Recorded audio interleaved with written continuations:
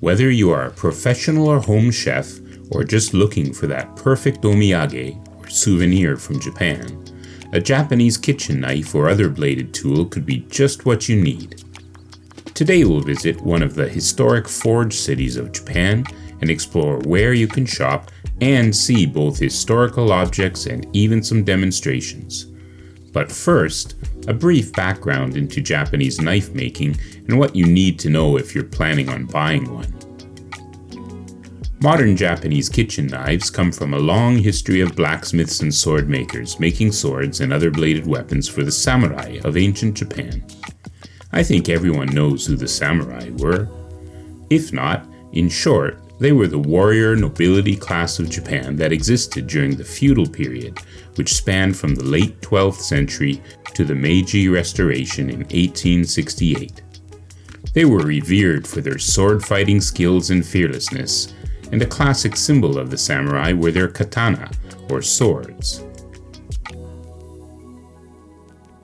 The way of making these swords started well before this period, though.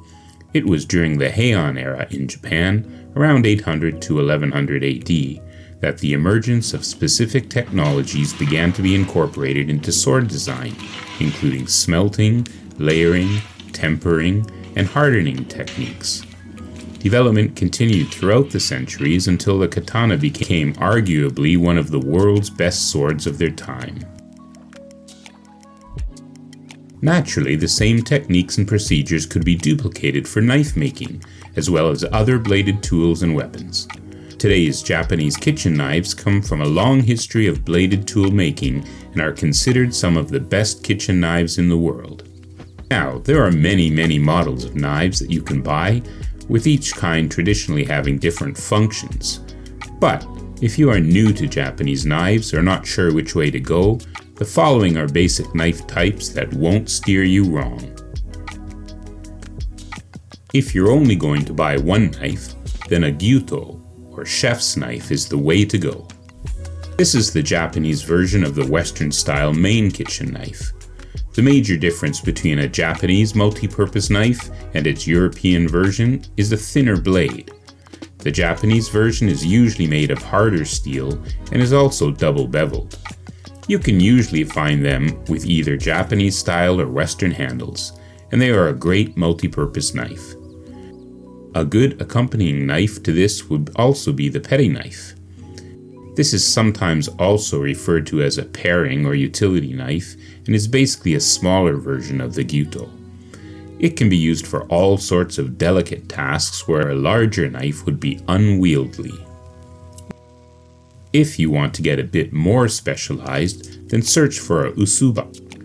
This is a rectangular thin blade designed for cutting vegetables. The tips of their blades can be rectangular or semicircular.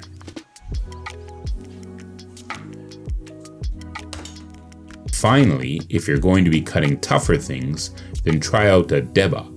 This is a heavy, classic Japanese knife originally designed for cutting and filleting fish and chicken.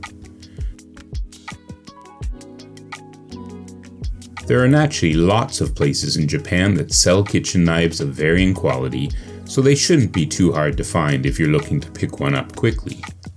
That being said, nothing beats actually traveling to a famous sword and knife smithing town for a further experience. I did just that when I last went to Gifu Prefecture and visited Seki City. Seki is just a short jaunt from Gifu City, or about an hour and a half from the picturesque tourist city of Takayama. If you're looking for Japanese kitchen knives, bladed tools, and even traditional swords, it's a must-stop if you're in the area.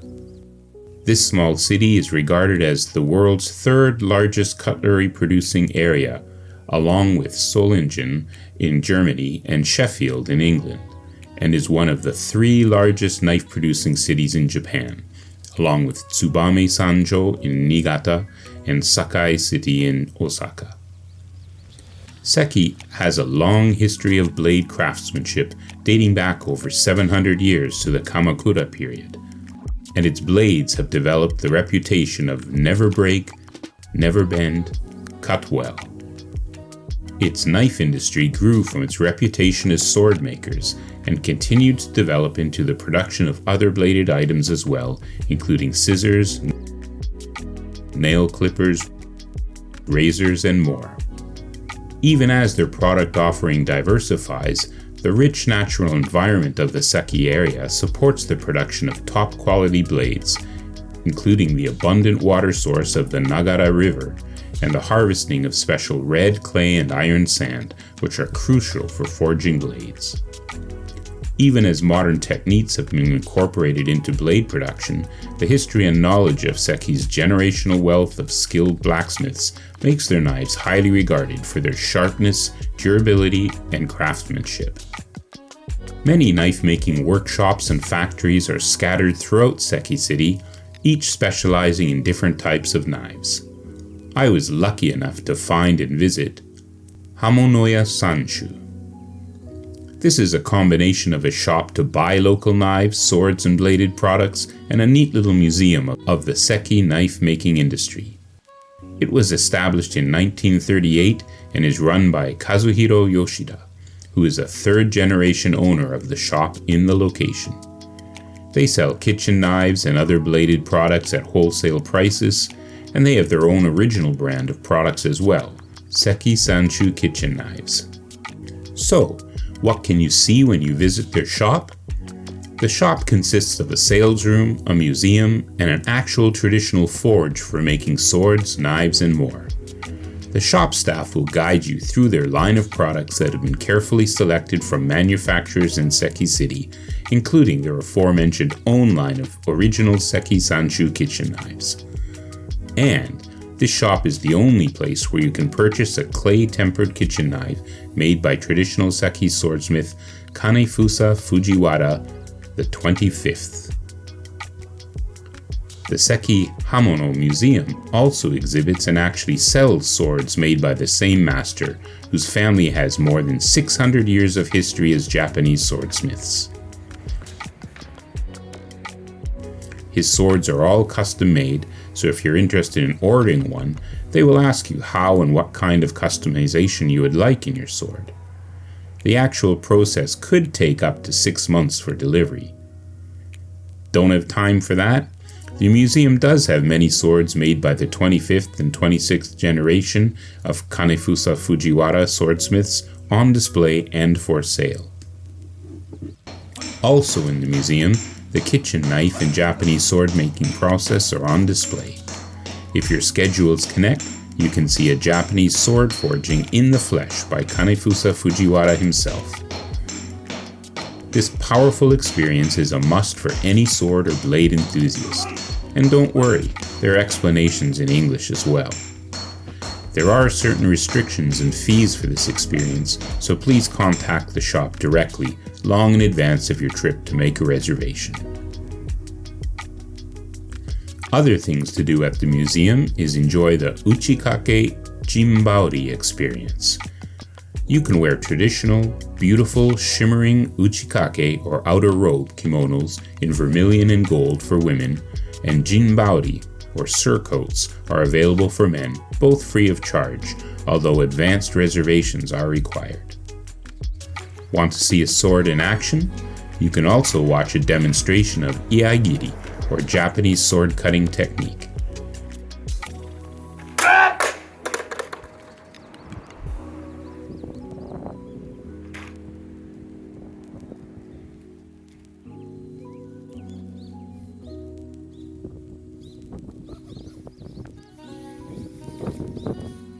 The swordsmanship and sharpness is evident and quite an experience.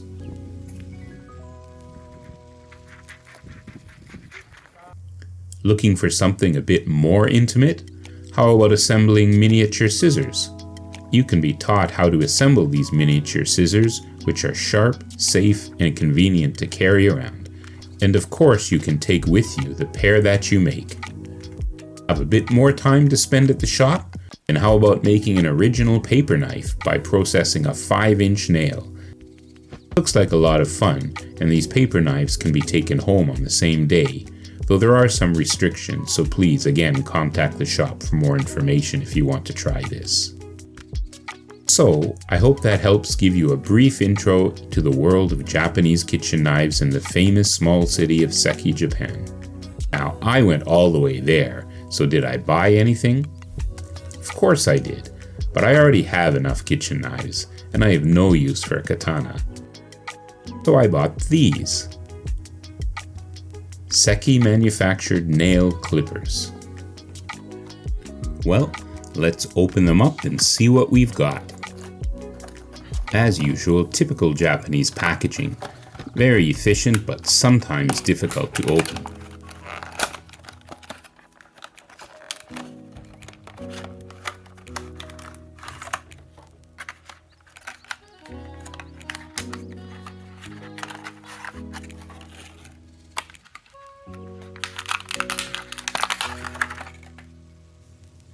They are very lightweight and look kinda cool.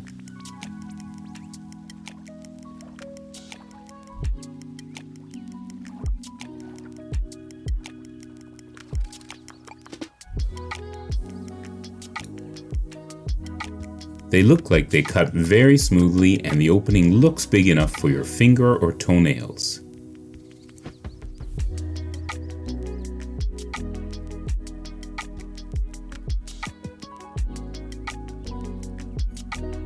This part here is to collect your cuttings.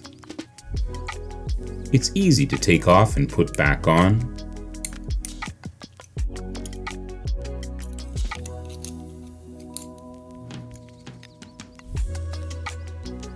There are some bevels here for an easy grip. And just above the big dot is also a fine nail file to smooth out your cut nails. It's also magnetic, so you can attach it somewhere and not lose them, which is a good idea. Now, I don't think you need to see me actually cutting my nails, but they are very cool, cut very well, and worth all of the 2,000 yen that they cost. And that's about $15 US, I think. There were even more expensive ones, but I thought this would do for now. Who knows, the next time I go to Gifu Prefecture, I might even upgrade to the premium version, though I can't imagine what additional features that might have. I'll put a link to the knife shop in the comments below for those of you who are interested in maybe visiting them.